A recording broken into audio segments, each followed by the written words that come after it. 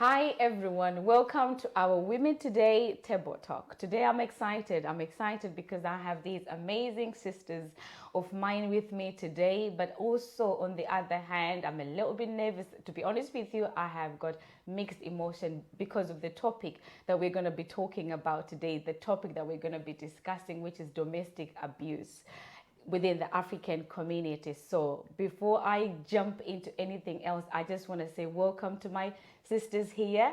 And with me today, I have got Sister Perpetua. Hi. I have got Sister Lorraine. Hi. I have got Sister Catherine. Hi. And I have got Sister Terrell. Hello. Hello. So before we sort of like jump into this, ladies, I just want you to say hello to our viewers and just say something to them. Hello viewers, how are you doing? My name is Terrell, single mother of 3 lovely boys. And yeah, let's just say I like the fact that she says like a single mother of 3 lovely boys, and you know, you say it with pride, and I like that. Yes, over to you, my dear. Hi viewers, I'm Catherine, and I'm really excited to be here. I'm so excited to be involved in just discussing these issues because they need to be talked about. They need to be out there. So I'm just really happy to be here, to be with these ladies. So I'm excited. I'm Perpetual. Like Catherine said, I'm very excited to be here discussing these issues that we normally shy away from as a community. So I look forward to the discussion and hope you will enjoy too. Yeah. Thank you. Hi, I'm Lorraine. I'm here as well, just being excited as well with others, discussing about the real issue about the women, domestic violence in the Black community. So we are really excited to see you guys and hope you enjoy it too as well. Thank you. Well, I like that. As you can see, everyone is so excited, and I hope before we end this session, everybody will still be keeping their smiles on. And so, which is good. So yes, welcome ladies. Feel free to have your cup of teas, you know, have some fruits. As you can see, we've got some lovely fruits. But so let's dig in. You know, one of the things that people don't really talk about is domestic abuse within the African community. And just like you ladies, we all migrated from Africa and come to the UK. And so you know that you can leave Africa, but you can never take the African out of a person. And so here in the UK, we've got so many statistics about women that have been going through domestic abuse. And by the way, it's not just women. It's also men. But today we're specifically talking about women because we are women today and power to change. We work with different organizations that work with women and men that have gone through domestic abuse. But one of the things that they've said to me, they say, look, we don't have many Black African women that have come to access our services. And they want to know why. And so I had to sort of like say, you know what, we work with the women today, and let me tell you some of the reasons. And I think these are some of the reasons that we're going to talk about today. Why do you think, I'll start with you, why do you think that Black African women here in the United Kingdom, they don't go to access the services that are available for them, or the help that is available for them? The issue might be they have no idea there are services like this available to them. So in some cases, you find that people from BME communities, some of them, I'm not saying all of them, I think majority of them came to the UK either as asylum seekers or other channels. So because of that, they might have a fear of you know, the people in authority, just because they were asylum seekers when they came to the UK. So going out to ask for help, or you know, shouting out for help, or even ring the police to say, look, I'm being abused, or I'm in such a scenario. They are afraid that if I ring the police are going to get me instead of getting the perpetrator. So I think for starters, Black people, or BME rather, are not aware of the services. So if the services are like shouting out and then they're pointed to us, then I think people can access more. And also the stigma, anyway, I'll leave it for others to say. I think there's that stigma attached to reporting such issues. So I think those are some of the issues. I'll leave others. I think as well is the same as cultural thing as well, culture side, where we are coming from Africa and you come here, we are used to be beaten as women, and we took it as a norm. It's a normal thing to be beaten by men. But when you come over here, it's a different issue. Here there's so much support, and the culture is different. You know, so we've got the chance as women to report it out, to say, you know what, I'm living in an abusive relationship. So I think there's so much activity, so much groups that helps women. So if you're afraid, you know, talk to your friend, talk to your neighbor, or talk to somebody who you are free to say, what, I'm really experiencing abuse. Don't take that it's a normal thing. It's not normal. Abuse is not normal. So, you know, that's how we were here to help as women. I think I like what you're saying here, because this is like, women today, we have this platform as sisters to sort of like talk about those things. And I think like what you've mentioned, most of the women that have come to join in the UK, some of them, it's either their husband or their boyfriend came first, and then they followed. So you find that if you're having your husband came first and you followed, if that person is the one who's actually beating you up, you know, you have got nowhere else to go. You don't know about the service that are available for them. Like I remember last time when we were talking, I said that when I came here, they were talking about smear tests and all these things, and I didn't know what they were. And I think similar with domestic abuse, especially like what Lorraine have said, if you have lived in an environment in Africa where you grew up seeing your mother being beaten by your father, and if this starts happening to you, you think that's actually normal. This is the way actually people live their lives, of which it's not. And I like the fact that here at Women Today, it is the platform where we're actually talking about this, and actually us discussing about this. It's actually one of the biggest things that we need to start doing that, because there are so many sisters and so many young women that are actually suffering in silence, and they cannot really reach out to anyone.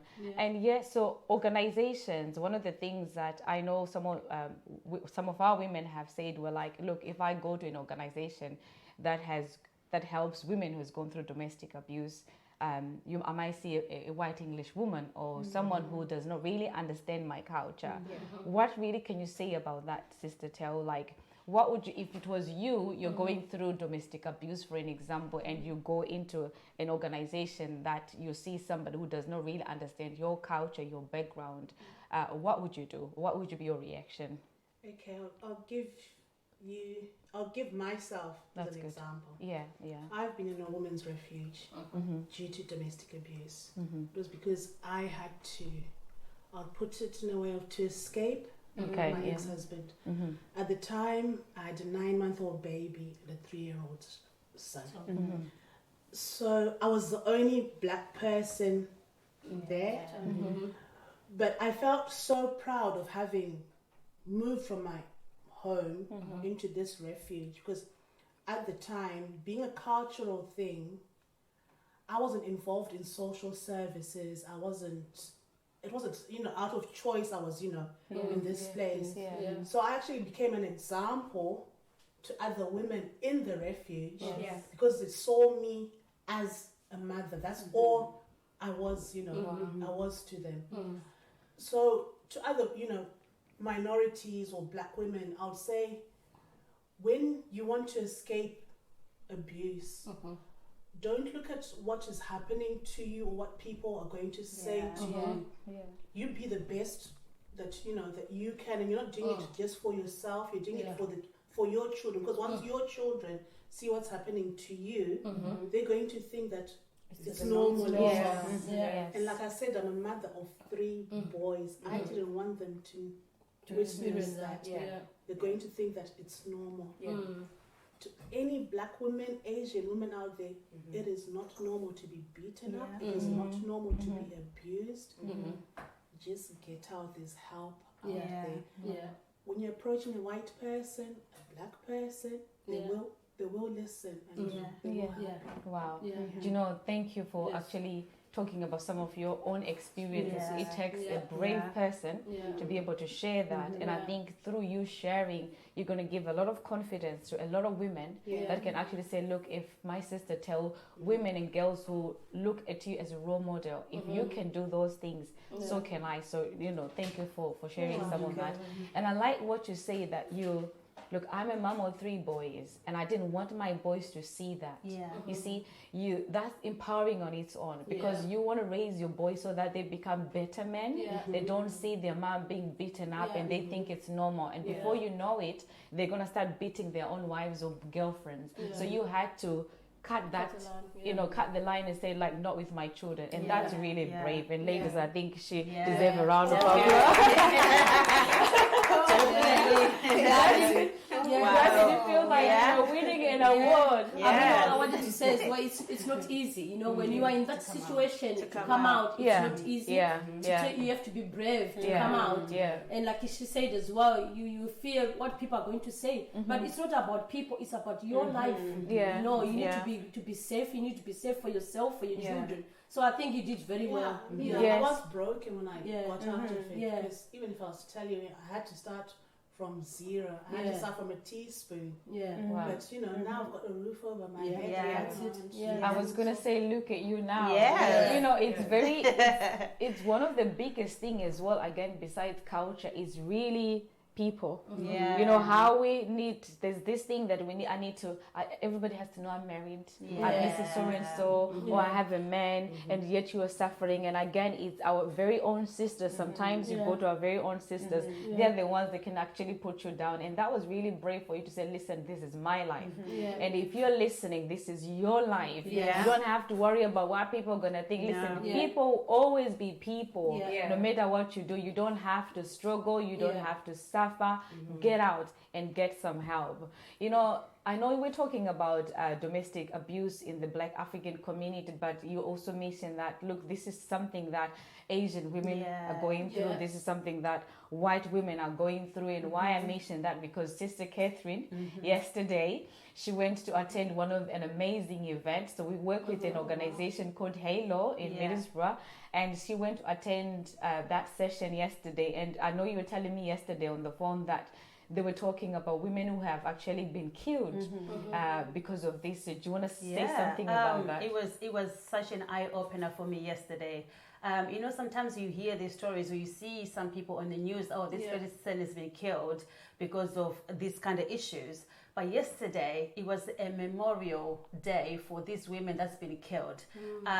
There was a big screen of all the faces of the women. There was no men, just the women that were killed. And they were talking about this man that gave a presentation.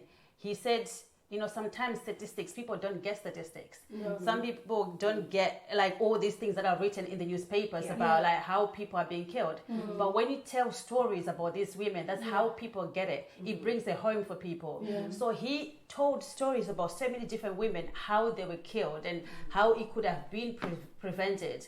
And he mentioned something about, you know, we need, it starts with like how we respond. You know, a victim can come to you and say, listen, I'm going through this. It's how as people will respond to them. Because you might be, if you ignore that person and say, I'll see you tomorrow, I will deal with it tomorrow. You might not even see that person tomorrow. And this man was saying, do you know what? Like, if somebody had just done something right there and then, they could have saved these lives. But because we take time, we've got so many things in our own, you know, I'll do with this tomorrow. I'll talk to you about tomorrow. You don't know. That person might not even see you tomorrow. He said a story about this woman that went with him, with the mom to the boyfriend to say, look, my family don't want to see, I don't want to see you with my daughter. Please, can you just cut it off? And 2 hours later, this girl was killed. So it doesn't take that long. So it was such an eye-opener. And to be honest, it's how we respond to these people that come to us. You know, someone's going through a situation, especially in our African cultures. I'm going through this at home. It's easy for us. It's your marriage, just work at it. Like, you don't know. Like, you know, just deal with it. You'll be fine. Just give it time, you know. Work, you know, don't just lose it. You've got kids with this person. And then you let them go home. Then tomorrow you hear that the person has been killed. You will never, like, forget that. So let's just be it's how we respond to that person. It's just how we, because we could save lives by just being that ear that does something. If you need to contact these people, the Halo organization, look guys, there's a situation here, how can you help me?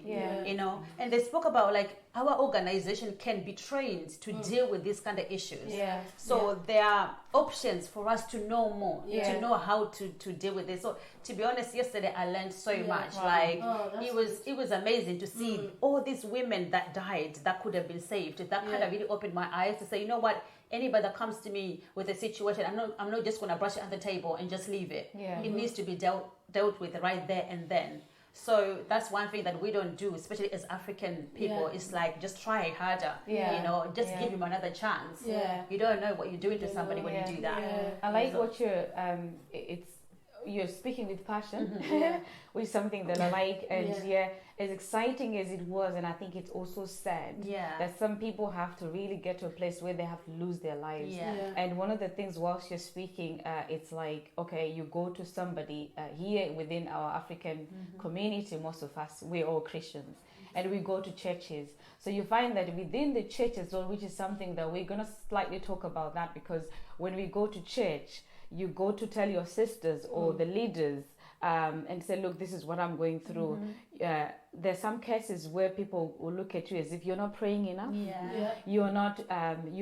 They'll give you verses to you're not praying enough, you're not fasting enough. Look, this is happening to you. You need to pray. And I think that's one of the things that we cannot ignore, and we need to talk about that, especially visiting within our churches, because these are the first point of contact that we normally go, besides going to see counselors or to see some of these organizations, we go to church. So it's very important to have our sisters or our leaders in churches to sort of like really look into, yes, after we have prayed, after you have fasted, okay, this is how we're going to help you.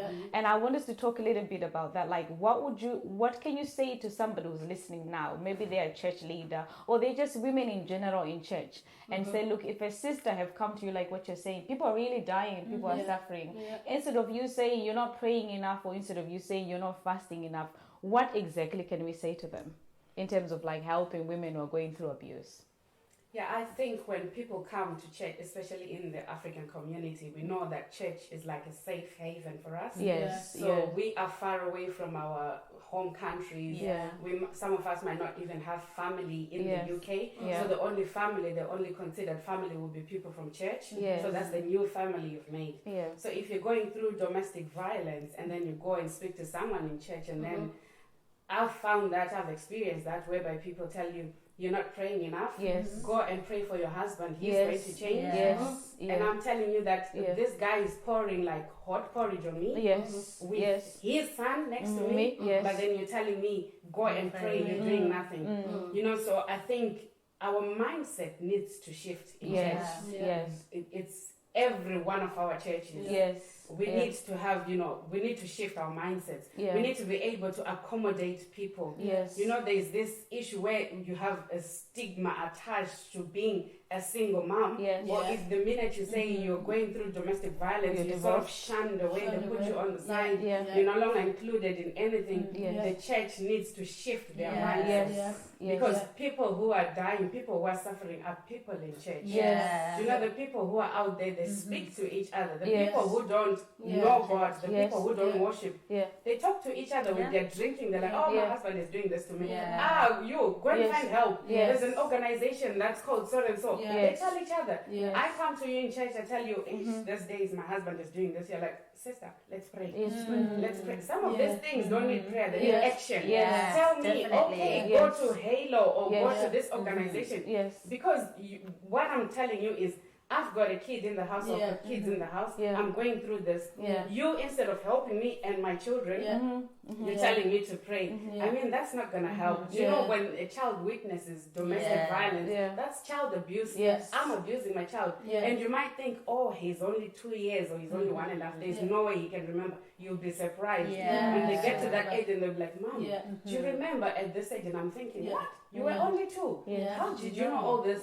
Who told you? I know. I saw that, and you're thinking, 2. How can they retain that information? But it's things like that. You know, I work with CAMS, children and adolescent mental health services.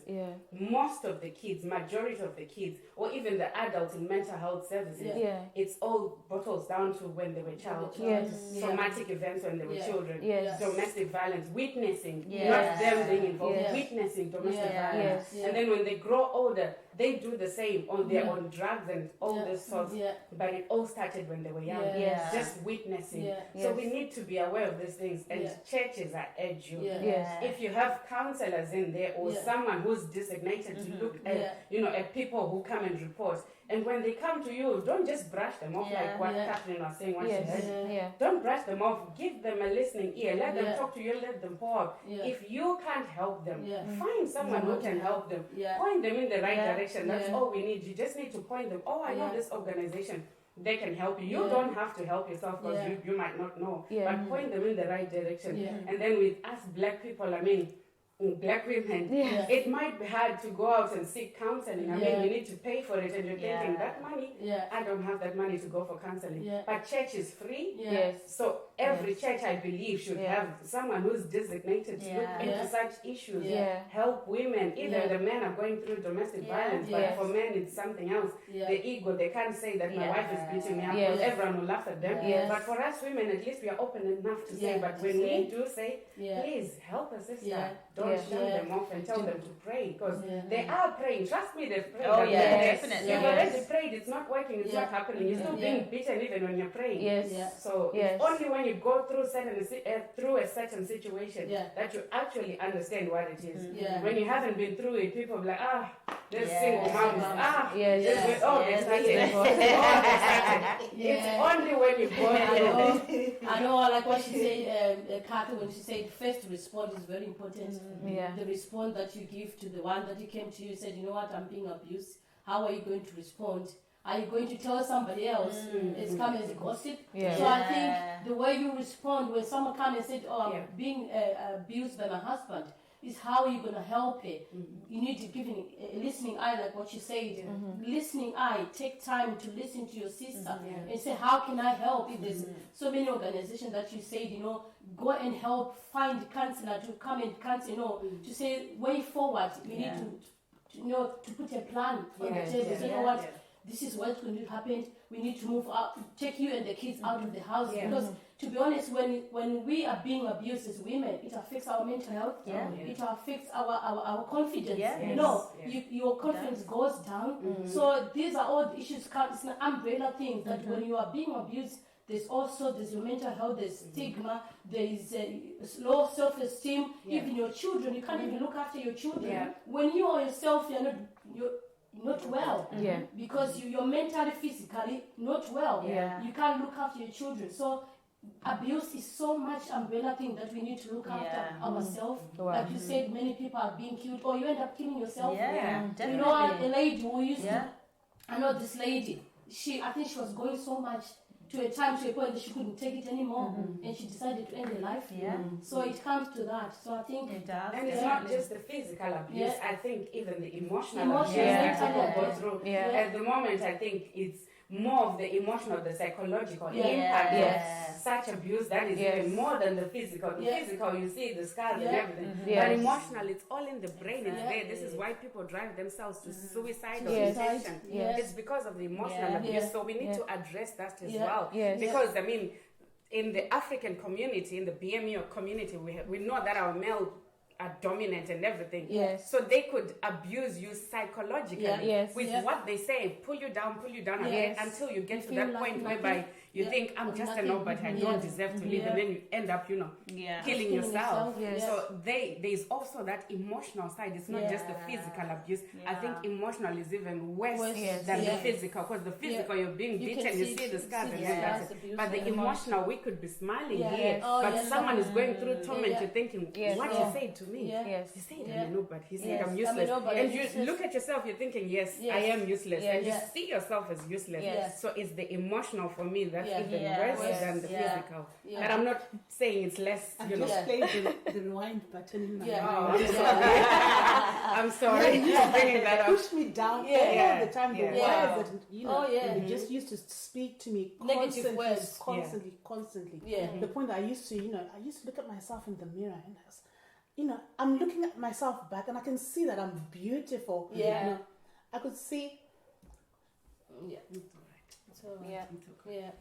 I could see that, I'm somebody worthy, but all the time, he would push me down.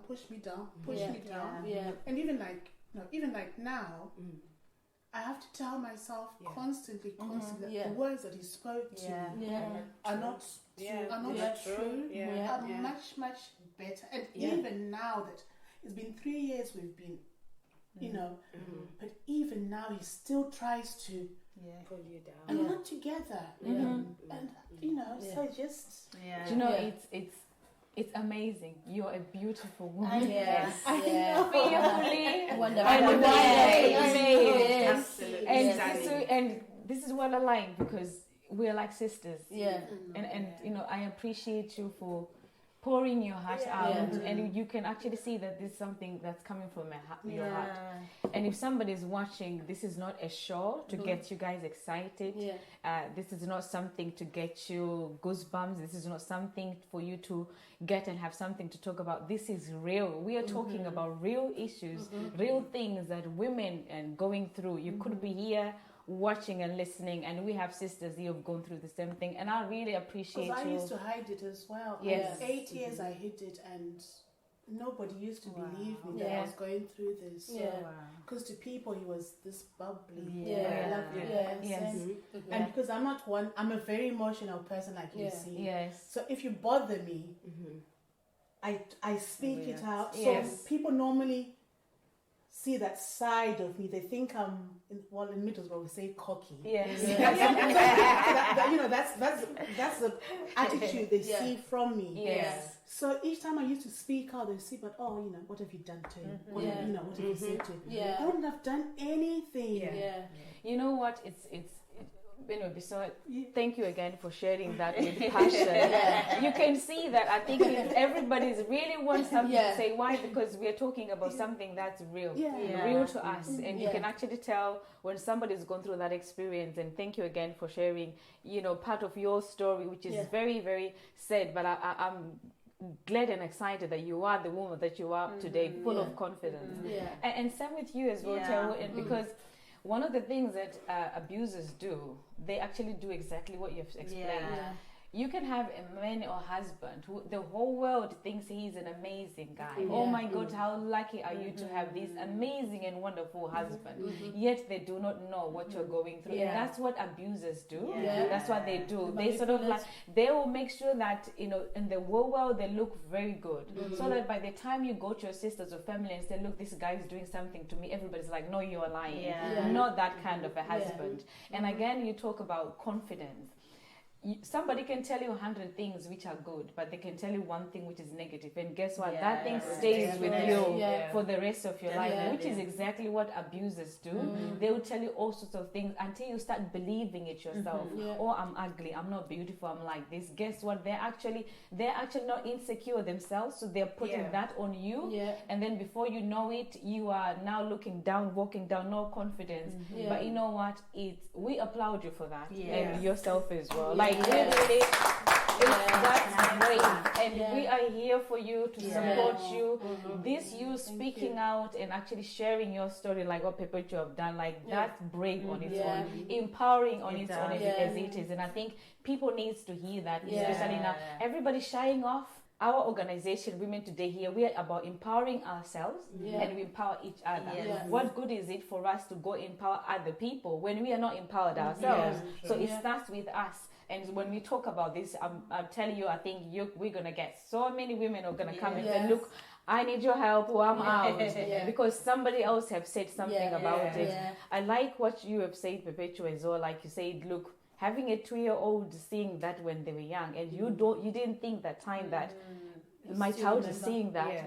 And then you also mentioned a lot of things about, like, so many, you know, with the way you work as a professional, that you see these young children, boys and girls, now they're very angry, they're like this, now they're going into mental health hospitals. Some people, they do not know that what you experience as a child have a very greatest impact for you as an adult. And so you find that as an adult, now people are seeing this mean person, you're a very defensive person, a very protective person. they don't understand the things that you've gone through. Look, if you are in a situation where you have a child who, grew up in a home where they've seen domestic abuse, if you are a mom, you are a father, and you have a child who's, showing all these signs, sometimes this could be the underlying sign that, a child is experiencing something.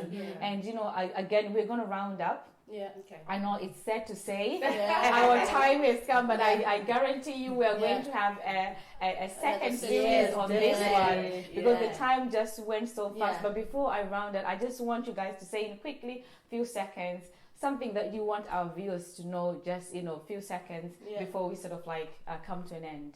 So many organizations are here to help you out. I remember back home, we used to tell our mom, she's the first person to know that I'm going through so much, but we don't have moms here. But we've got sisters like you guys. Tell your sister, tell somebody, don't go through it on your own, because in this life, it's a lonely life. You don't meet all the time. People are always busy. So find time and you have somebody to talk to. Thank you.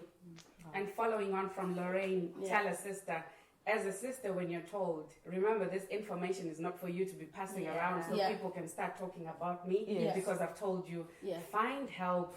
If you don't know, just signpost them to someone who can help them. But make sure you're not talking bad about your sister or putting them down. Because the minute I come to you, I tell you this, and then I hear everyone else talking about me that, she's being beaten. Do you think I'll come next time? No. This is why people keep it to themselves. So don't make it a habit whereby people keep it to themselves. Allow them to come to you, and when they do, signpost them to the right people who can offer them help. And for me, I just want to say, as women, let's just be a voice to the voiceless. There's so many women out there that without even them telling you that they're going through something, be that voice, because they might not be able to tell you, but you are supposed to do something about the situation. So it's good to look after one another, to ask one, how are you doing? Let's just not pass, each other, and just expect that everyone is fine.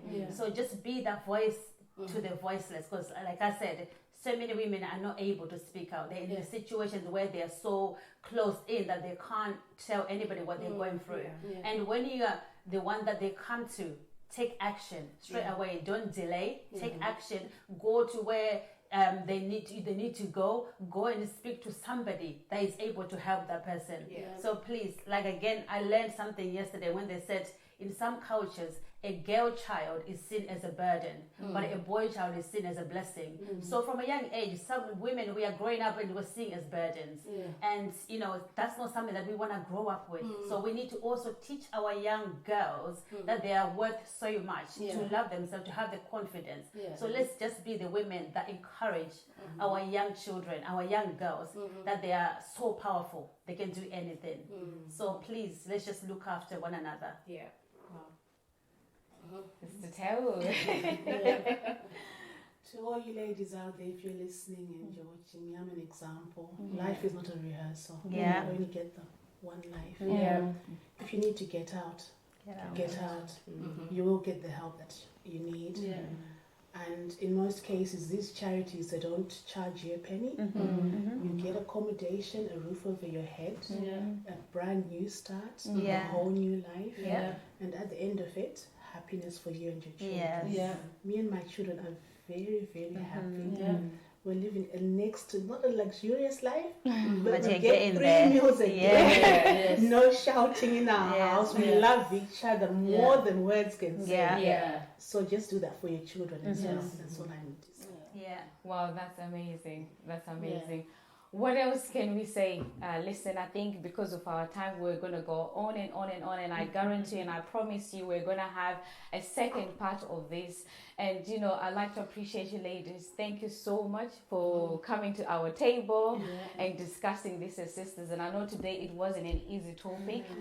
Some of you we've made ourselves, to be honest, vulnerable. But guess what? We've made ourselves vulnerable in a positive and empowering way. For us, we're not now looking at ourselves ourselves, but we're looking at other people out there. And so I appreciate you ladies. Thank you so much for coming and being on this table. And to you who's watching at home, I'm sure you have enjoyed this as much as we have. And guess what? Like we've mentioned today, this session is not really about you getting your goosebumps, but it's to help you. If you're really suffering, you have heard it from the ladies here, get out. Like what my sisters have said, life is not a rehearsal. We only live once. We only live once. You only have this one chance to live. And so if you're struggling and you're like, I don't know where to go, ladies, what can you do? We're women today. We're best in Middlesbrough. We have got women today in Kenya, South Africa, Zimbabwe, in United States, in Dallas. But we are best in the Middlesbrough, in the northeast of England. If you really want to get in touch with us, we are on Facebook, we are on Instagram, we are on Twitter. We have got our website that's called www.womentoday.ne.co.uk. Get in touch with us. We have our offices. We also now have our very own domestic abuse hosted, like a home where if you really want to flee, get in touch with us. You know, we'll surely get you a safe place to live, and then when you get that safe place, you eventually get your own house again, to have, like what Sister Estelle we have said, you have your own happy house where you have your own 3 or 4 meals. But again, I just want to say thank you so much for joining us. Don't suffer in silence. Get help, and get out. So thank you so much for watching, and thank you so much for joining us. Until we meet again, thank you so much. Goodbye.